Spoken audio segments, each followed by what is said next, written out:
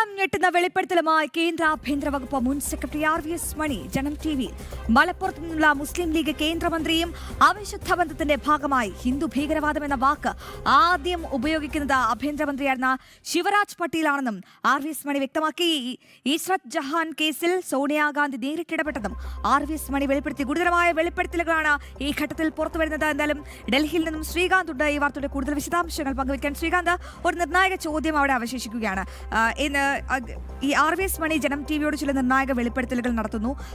ഒപ്പം മറ്റ് മാധ്യമങ്ങൾക്കൊന്നും നൽകാത്ത, അതായത് നാഷണൽ മീഡിയക്കൊന്നും നൽകാത്ത ബൈറ്റാണ് നമുക്ക് നൽകിയത്.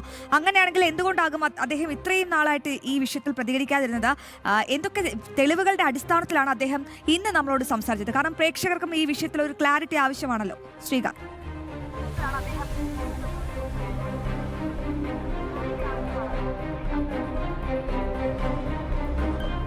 അശ്വതി, അദ്ദേഹം ഒരു പുസ്തകം നേരത്തെ തന്നെ എഴുതിയിട്ടുണ്ട്.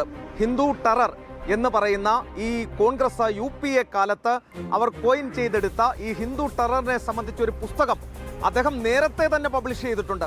അതിനു പിന്നിൽ ആരൊക്കെയാണ് പ്രവർത്തിച്ചത്, ആർക്കൊക്കെയാണ് പങ്ക് എന്നത് അദ്ദേഹം വെളിപ്പെടുത്തിയതുമാണ്. അന്ന് ചില മാധ്യമങ്ങൾ, ദേശീയ മാധ്യമങ്ങൾ അത് റിപ്പോർട്ട് ചെയ്യുകയും അദ്ദേഹത്തിൻ്റെ പ്രതികരണം, ചെറിയ തോതിൽ അദ്ദേഹത്തിൻ്റെ പ്രതികരണം നൽകുകയും ചെയ്തിരുന്നു.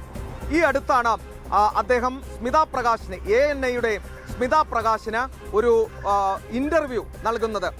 ഇതുവരെ അദ്ദേഹം പുസ്തകത്തിൽ പറയാത്തതും ഇതുവരെ അദ്ദേഹം മറ്റ് മാധ്യമങ്ങൾക്ക് മുന്നിൽ ഒന്നും വെളിപ്പെടുത്താത്തതുമായ കാര്യങ്ങൾ സ്മിത പ്രകാശിന് മുൻപാകെ അദ്ദേഹം തുറന്നു പറഞ്ഞതോടെയാണ് വീണ്ടും ഈ വിവാദം, ഈ പ്രശ്നം ചർച്ചകളിലേക്ക് വരുന്നത്, വലിയ വാർത്തയാകുന്നത്. അതായത് ഇതാദ്യമായല്ല അദ്ദേഹം ഈ വെളിപ്പെടുത്തലുമായി വരുന്നത് എന്നതാണ് ഒന്നാമത് മനസ്സിലാക്കേണ്ടത്. അദ്ദേഹത്തിൻ്റെ ഒരു പുസ്തകമുണ്ട്. അതിൽ തന്നെ ഈ അഹമ്മദിനെ പോലെയുള്ള ആളുകൾ എന്തൊക്കെ നെറികേട് ഈ മന്ത്രിസ്ഥാനത്തിരുന്ന് കാട്ടിക്കൂട്ടി എന്നുള്ളത് അദ്ദേഹം എഴുതി വെച്ചിട്ടുണ്ട്. 2, അന്ന് അദ്ദേഹത്തെ ഈ ദേശീയ തലത്തിലെ മാധ്യമങ്ങൾ അദ്ദേഹത്തിൻ്റെ പ്രതികരണവും തേടിയതാണ്.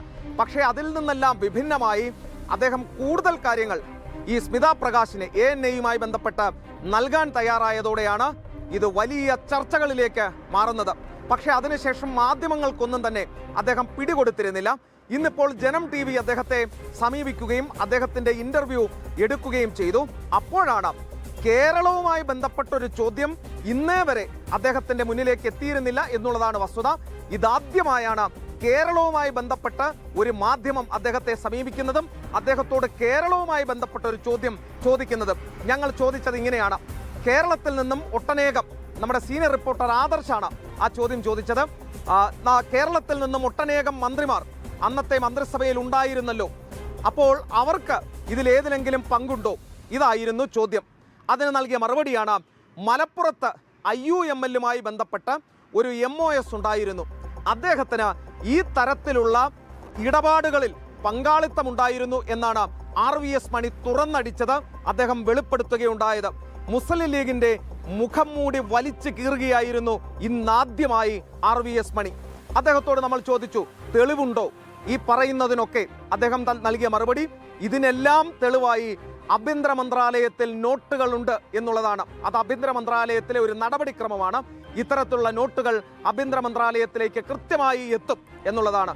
നമ്മൾ ആ നോട്ടുകൾക്ക് വേണ്ടി ഒരു വിവരാവകാശം വെക്കണം എന്ന് ആഗ്രഹിക്കുന്നുണ്ട്. പക്ഷേ ഞാൻ മനസ്സിലാക്കുന്നത് അത് വിവരാവകാശ പ്രകാരമുള്ള ചോദ്യത്തിന് മറുപടിയായി ആ രേഖകൾ കിട്ടാനുള്ള സാധ്യത തുച്ഛമാണ് എന്നുള്ളതാണ്. എങ്കിലും പരമാവധി ശ്രമം ജനം TVയുടെ ഭാഗത്തു നിന്നും ഉണ്ടാകും.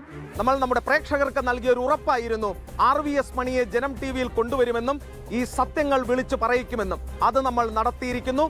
രണ്ടാമതായി ഒരു ഉറപ്പ് കൂടി നമ്മൾ കൊടുക്കുന്നു.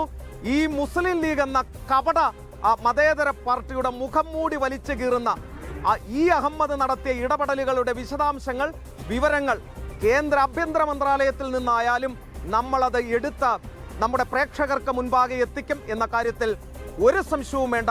ഇനി ജനം ഡൽഹി ബ്യൂറോ അതിനുവേണ്ടിയുള്ള ശ്രമങ്ങളിലായിരിക്കും എന്ന കാര്യവും ഉറപ്പ് നൽകുന്നു. ലീഗ് എന്ന് പറയുന്ന മഹാവിപത്തിനെ ഇവിടെ വിടാൻ നമ്മൾ ഉദ്ദേശിച്ചിട്ടില്ല. ഈ UPA കാലത്തെ പാക് ഭരണകൂടത്തോടും ISIയോടും ആ ഭീകര ശൃംഖലയോടുമൊക്കെ UPA കാലത്ത് ബന്ധമുണ്ടായിരുന്നു എന്ന് പറയുന്ന, അതിൽ പങ്കാളിത്തമുണ്ടായിരുന്നു എന്ന് പറയുന്ന ഒരു സംഘടന അത് കേരളത്തിൽ പ്രവർത്തിക്കുമ്പോൾ, അത് ഭരണത്തിന്റെ ഭാഗമാകുമ്പോൾ അതിൻ്റെ അപകടം നമുക്ക് തിരിച്ചറിയാം. മറ്റൊരു മലയാള മാധ്യമവും ഇത് റിപ്പോർട്ട് ചെയ്തില്ലെങ്കിലും ഇതിന്റെ പിന്നാലെ കൂടിയില്ലെങ്കിലും ജനം TV ഉണ്ടാകും എന്ന കാര്യത്തിൽ സംശയം വേണ്ട. അടിവരയിട്ട് പറയുന്നു, ഇതിന്റെ രേഖകൾ, നോട്ടുകൾ അണ്ടർ സെക്രട്ടറി പറഞ്ഞത് ആഭ്യന്തര മന്ത്രാലയത്തിൽ ഇതിന്റെ തെളിവുകളടക്കം ഉണ്ട് ശ്രീകാന്ത്, എന്നുള്ളതാണ്.